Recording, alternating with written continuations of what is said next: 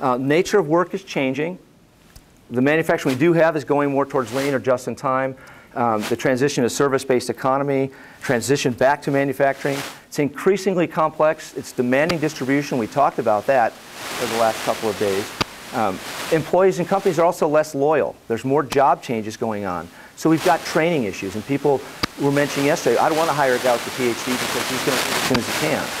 You know, how do we avoid having to retrain people? The definition of older is interesting. It's legally it's 40.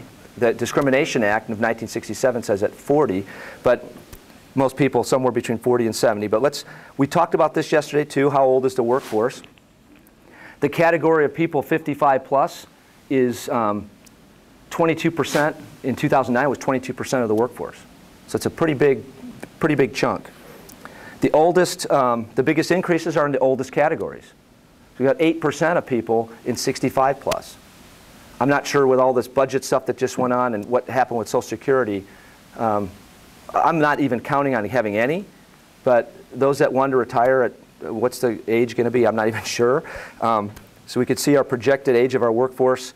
The oldest category is going up the biggest. By 2016, we expect close to 25% to be 55 or 55 plus. This was talked about yesterday too. The educational trends. Over the last 50 years, the percentage of workforce with bachelor's degrees has risen from 3.4% to 20%. By 2030, nearly a quarter of all workers will have an undergraduate degree.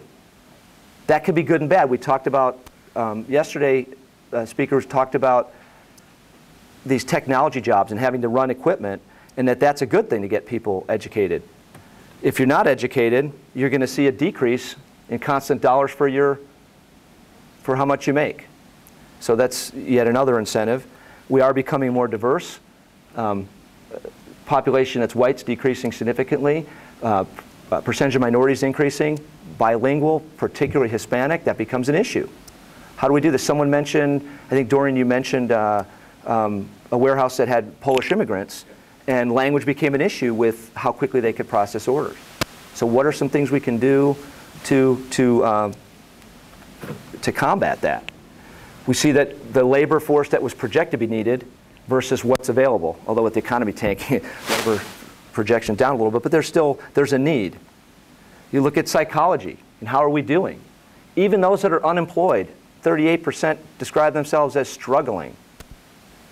I just did a little recent study on psychosocial factors. You look at the link between body aches and pains and whether you're concerned about how much money you're going to make. Do you owe money? You know, things like that. These are factors that make a difference. Workers in warehouses aren't typically making CEO-type money, right? They're not just doing it for something to do. They didn't win the lottery. I think I'll keep busy and work in a warehouse.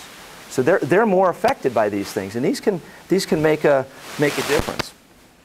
I think the older workers delaying their retirement, plus this new retirement age, this mystery to me. I'm not sure what it's going to be. I'm sure it's going to go up at some point here. Many can't afford to retire. Many can't afford. They require medical benefits, so they need a job. So they're working a job for that. So this is where new workers going to come from. Well, immigrants, really not new workers, second jobs for a lot of people. And one of the best predictors, I did a prospective study. One of the best predictors of injury is, do you have a second job? And that job doesn't have to be physical.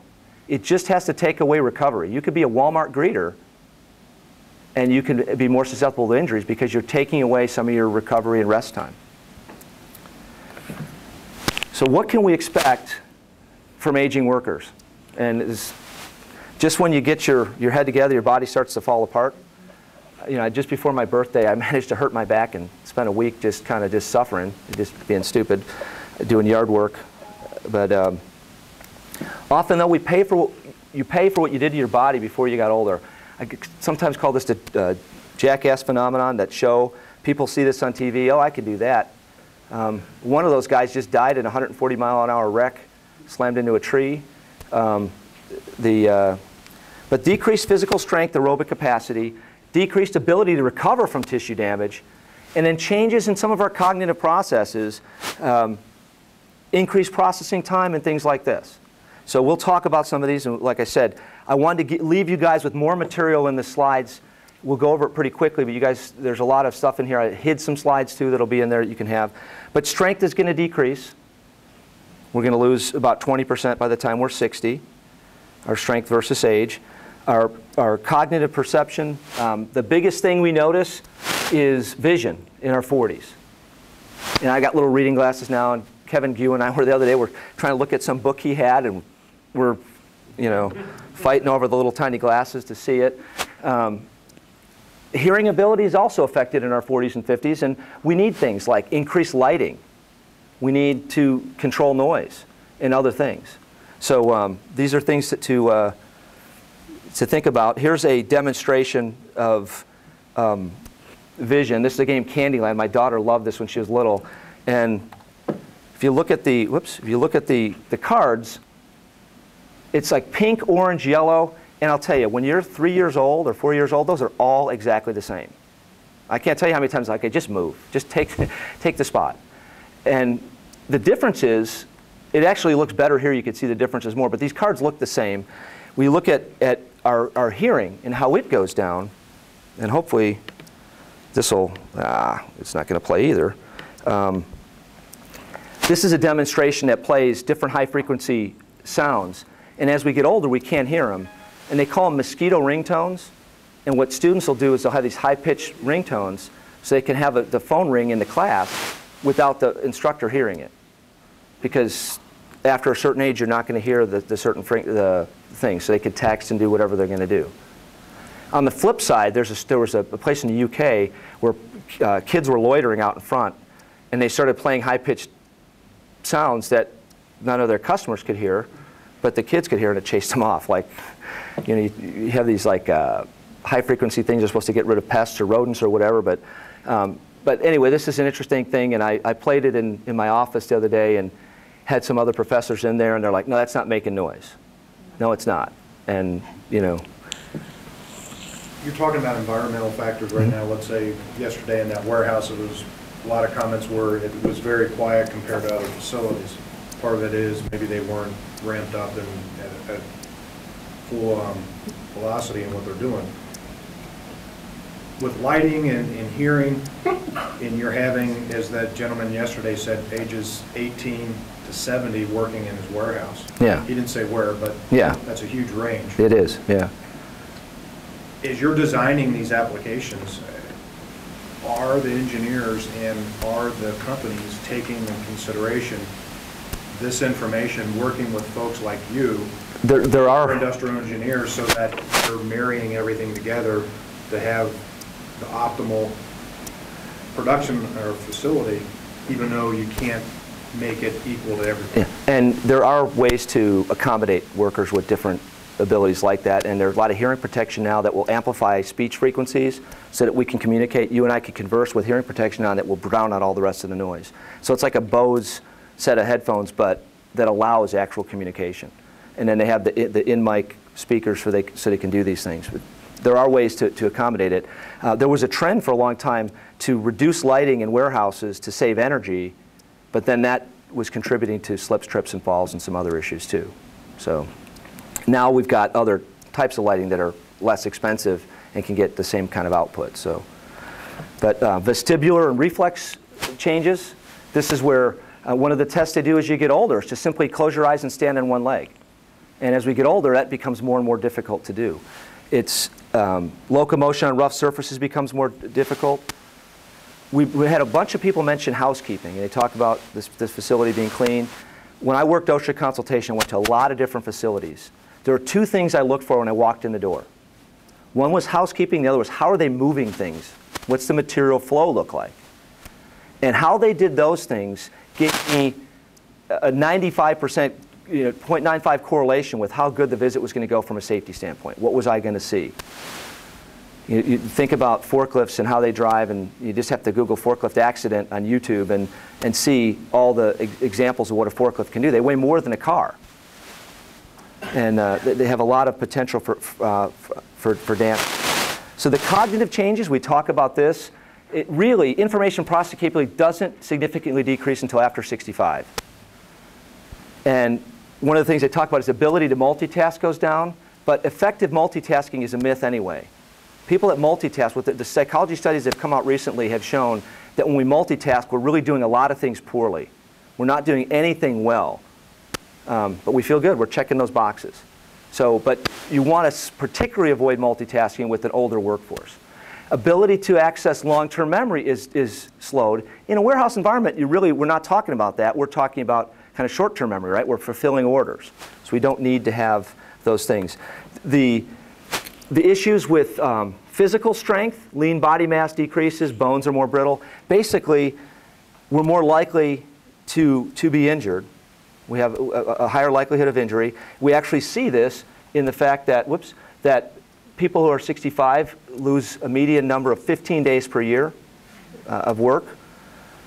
Interestingly, if we look at this, the percentage and distribution of non-fatal injuries, our older workforce, in this case 65 plus, they represent 4% of the workforce, but only 2.6% of the injuries, but 12% of fatalities. And if you look at significant injuries and days away from work. So older workers don't get hurt as much, but when they do it right. Okay? They go all the way. So we've got to really be careful with an older workforce. I think a lot of this, they get in fewer accidents because they have some wisdom and they have some judgment. As far as the things that can be done, we kind of alluded to these, the increasing the lighting, reducing glare, using larger text and bigger monitors. If they have to read things, having our safety signage in fonts that are legible. Modifying lifting limits to 20% or more below what the standards say. Standards are based on an industrial workforce of younger workers, healthy workers. If we lose about 20% of our strength for a typical person from age 25 to 60, then we should probably lower what our capacities are by that much for our older workers. Employing lifting aids, using leverage, emphasizing things that older workers are good at. The changes to the workforce typically are not that significant, and they generally benefit all workers. If you're familiar with universal design, it's this idea that we accommodate people with disabilities, everybody benefits. And automakers are doing this now in their products, where a lot of universal design, where you can have better visibility and things like this. So again, older workers, more serious injuries when they do have them, and much more costly when they have those injuries. Yes? Okay, all right. So let's do this.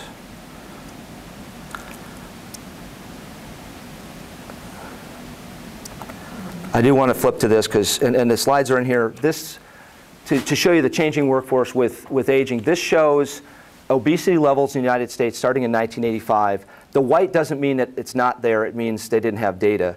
And it just will flip through time. And you can see that we're getting fatter, we're getting fatter, we're getting fatter.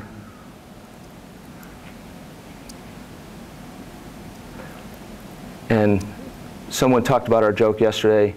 There's always Mississippi, you know, like if we're not good at something. In Alabama, we are the second fattest state, though, for obesity levels. So we're talking greater than 30% obesity levels in Mississippi, and we're right there behind them. This is indicative of where our workforce is going. This is highly correlated with diabetes. It's highly correlated with a lot of other disorders and problems. I'll leave you guys with the slides that talk about what happens to the workforce, and how we could accommodate these things. I know we've got to get on a bus and head, so I'll be around all day tomorrow. If you have any more questions, you can ask. So Great, that was awesome. Thank you. Thank you.